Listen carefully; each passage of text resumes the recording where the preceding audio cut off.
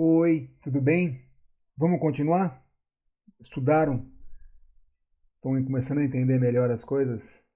Vamos avançar, vamos dar um passinho para frente, beleza? Vamos lá então, vamos continuar essa aula. Na primeira parte da aula, nós aprendemos o presente simples. Na verdade, essa aula aqui nós fizemos uma revisão do presente simples. Então, a gente viu que o presente simples a gente descreve rotinas, a gente fala sobre informações verdadeiras e nós damos descrições, tanto de pessoas quanto de coisas, situações, enfim. A gente aprendeu o quê? A gente usa o presente simples nessas três colunas aqui, ó. Nós usamos o presente simples assim, ó. É sempre o sujeito e a primeira coluna do verbo. Lembra que com he, she ou it, o verbo vai com S. Beleza? Agora nós vamos, nessa segunda parte, estudar o presente contínuo. É o present continuous. Ok? Então nós vamos estudar o presente contínuo. O presente contínuo ele vai ter mais situações mais para frente, mas eu preciso primeiro basear vocês, dar esse alicerce, tá bom? Qual é a situação que, por enquanto, nós vamos aprender o presente contínuo? Quando nós vamos descrever as situações que estão em andamento. É tudo aquilo que está ou não está acontecendo agora. Por exemplo, agora eu estou gravando essa aula. Agora a minha esposa está trabalhando. Agora você está estudando inglês.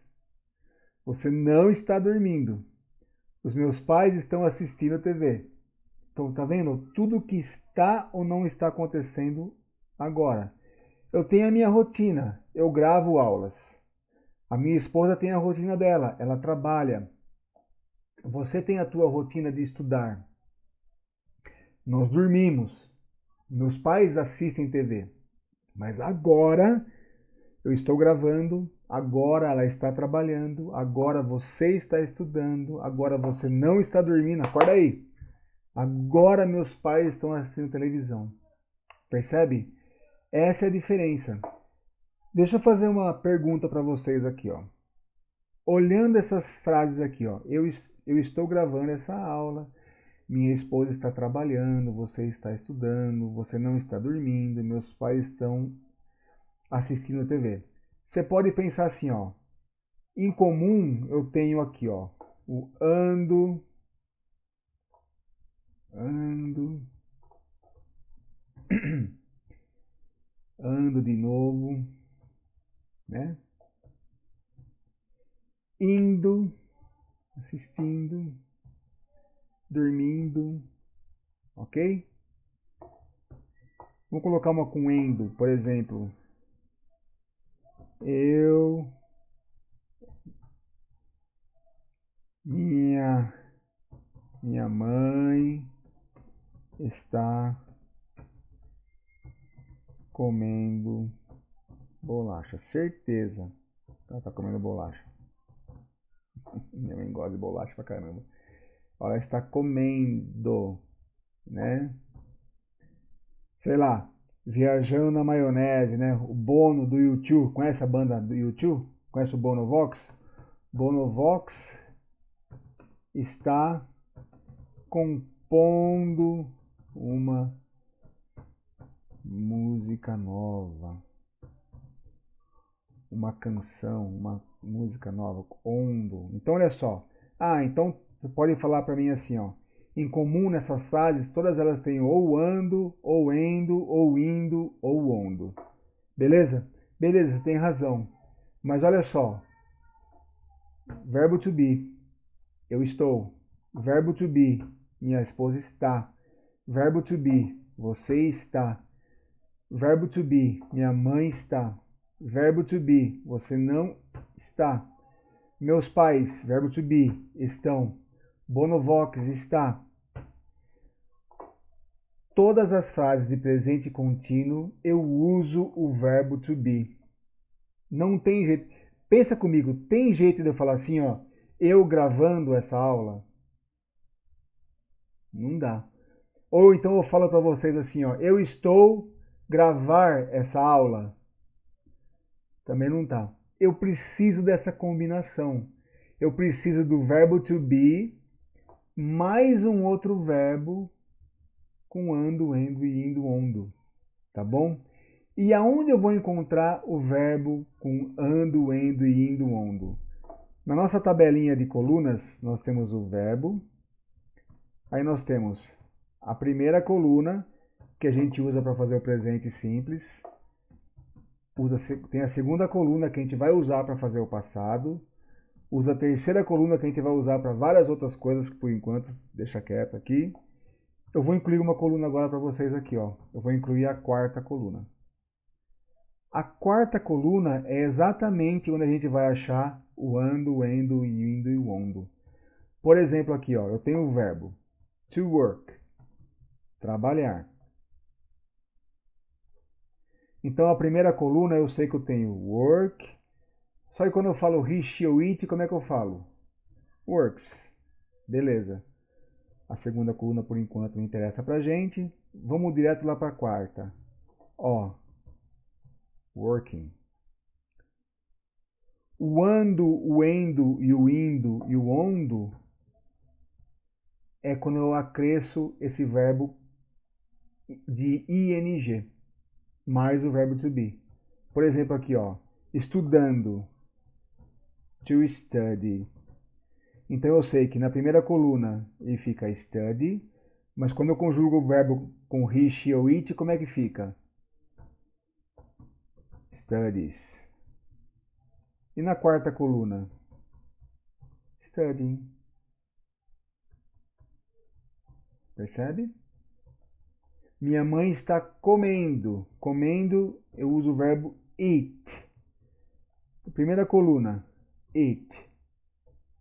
He, she ou it, eats. Quarta coluna, eating. Opa, desculpa.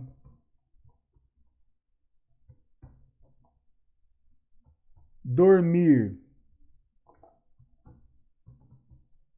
To sleep. He, she or it sleeps na primeira coluna. E na quarta coluna? Sleeping. Ok? Então, como é que é a estrutura do presente contínuo? Vai ser assim, ó. É um sujeito mais o verbo to be na primeira coluna. Qual é o verbo to be na primeira coluna? Pode ser tanto ser o am, quanto pode ser quem? O is, ou pode ser o are. Am, is ou are. O to be na primeira coluna. Beleza? Mais a quarta coluna, que é quando eu tenho o verbo com ing. Beleza? Deixa só assim, ó. Sujeito mais primeira do verbo to be mais a quarta coluna. Am, is, desculpa. Sujeito mais o be na primeira coluna, que pode ser tanto o am, quanto pode ser o is, quanto pode ser o are, mais a quarta coluna. Minha esposa está trabalhando. My wife, sujeito. Verbo to be, ela. My wife is. Quarta coluna do verbo work. Working. Você está estudando inglês. Sujeito. You. Verbo to be para you.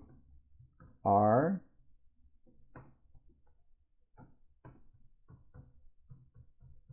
Studying. E aí vem o complemento da frase. English. Minha mãe está comendo bolacha. My mom.